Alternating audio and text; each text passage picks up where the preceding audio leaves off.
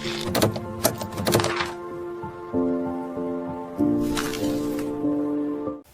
Everyone, welcome to Manisha's bio hub.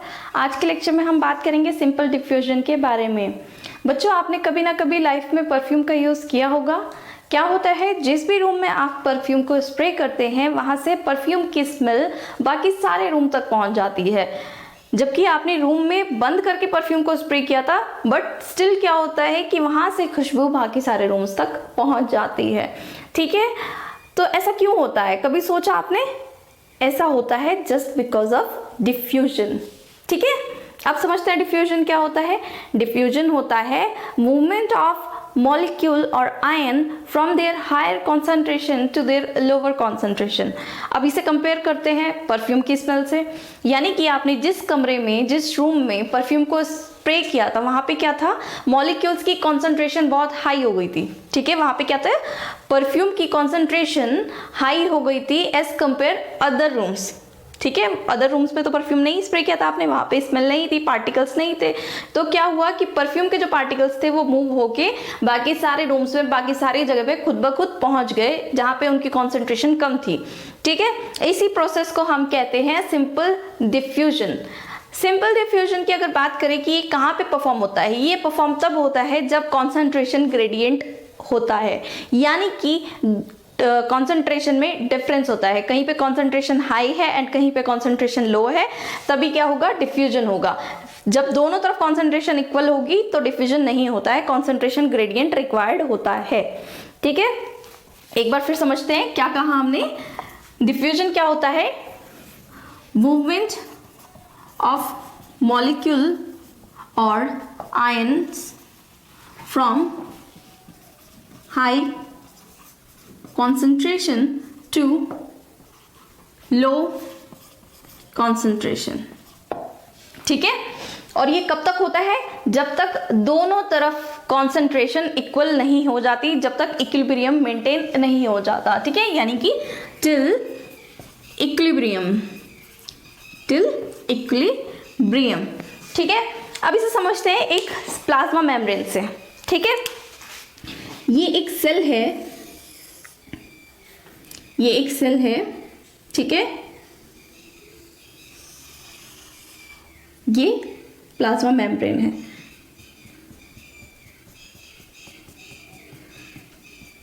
तो होता क्या है, बाहर की तरफ अगर मॉलिक्यूल और आयन की कॉन्सेंट्रेशन हाई है एज कंपेयर सेल के अंदर, तो क्या होगा, ये जो मॉलिक्यूल्स हैं ये खुद ब खुद डिफ्यूज होकर कहाँ चले जाएंगे, सेल के अंदर। ठीक है, यानी कि यहाँ पे कॉन्सेंट्रेशन क्या थी, हाई थी, एंड यहाँ पे कॉन्सेंट्रेशन कैसी थी, लो थी। तो मॉलिक्यूल्स, पार्टिकल्स क्या हुए, मूव हो गए from higher concentration to lower concentration, and इस प्रोसेस को हम कहते हैं डिफ्यूजन, सिंपल डिफ्यूजन। ठीक है, बात करें अगर सिंपल डिफ्यूजन किस तरीके के सिस्टम्स में कैरी होता है, क्या ये लिविंग होता है या नॉन लिविंग होता है, तो ये बोथ सिस्टम्स में कैरी होता है। ठीक है, बात करें अगर लिविंग की, तो लिविंग में कैसे, जैसे हमने यहाँ पे कहा क्या हुआ, सेल में बाहर से अंदर की तरफ या फिर अंदर से बाहर की तरफ होगा। ठीक है, like from in plasma membrane. और नॉन लिविंग सिस्टम की बात करें तो नॉन लिविंग सिस्टम में जैसे हमने कहा था क्या होता है, परफ्यूम की स्मेल। ठीक है, और अगर इसका एग्जांपल लें तो हम एक ग्लास वाटर ले सकते हैं, उसमें क्या करेंगे, हम थोड़ा सा कलर को, ड्रॉप्स को डालेंगे तो क्या होता है, वो कलर कंप्लीटली पूरे पानी में डिसॉल्व हो जाता है। ठीक है, इस प्रोसेस को ही हम क्या कहते हैं, डिफ्यूजन कहते हैं। ठीक है, बात करें अगर एनर्जी की, क्या इस पूरे प्रोसेस को कैरी होने में एनर्जी की रिक्वायरमेंट होती है? नहीं, यहाँ पे कोई भी एनर्जी रिक्वायर्ड नहीं होती, नो एटीपी यूज। ठीक है, इसीलिए ये प्रोसेस क्या होता है, एक पैसिव ट्रांसपोर्ट होता है। ठीक है, क्या है, ये एक पैसिव ट्रांसपोर्ट होता है। बात करें कि अगर ये किस तरीके के, किस टाइप के स्टेट्स में, किस सब्सटेंसेस में होता है, तो ये होता है इन गैसेस में, लाइक ऑक्सीजन, लाइक CO2। जैसे कि हम रेस्पिरेशन करते हैं तो क्या करते हैं, हम ऑक्सीजन को लेते हैं एंड CO2 को बॉडी से आउट करते हैं, ठीक है। तो ये भी एक तरीके का क्या होता है, हमारी बॉडी सेल्स में क्या होता है, डिफ्यूजन होता है, ठीक है। जिसे एल्वेलाइज में क्या होता है, डिफ्यूजन का प्रोसेस होता है, ठीक है। बात करिए अगर लिक्विड की, तो लिक्विड में ये किस तरीके के लिक्विड में होता है, लाइक वाटर का, ठीक है। बात करें अगर सॉलिड की, तो सॉलिड की अगर बात करें तो सॉलिड में एक चीज समझने लायक है कि सॉलिड में कभी भी सॉलिड का डिफ्यूजन नहीं होता, ठीक है। क्या नहीं होता, सॉलिड का डिफ्यूजन कभी नहीं होता है, लेकिन सॉलिड में डिफ्यूजन जरूर होता है। क्या कहा हमने कहा कि सॉलिड का कभी भी डिफ्यूजन नहीं होता है, लेकिन सॉलिड में डिफ्यूजन जरूर होता है, ठीक है,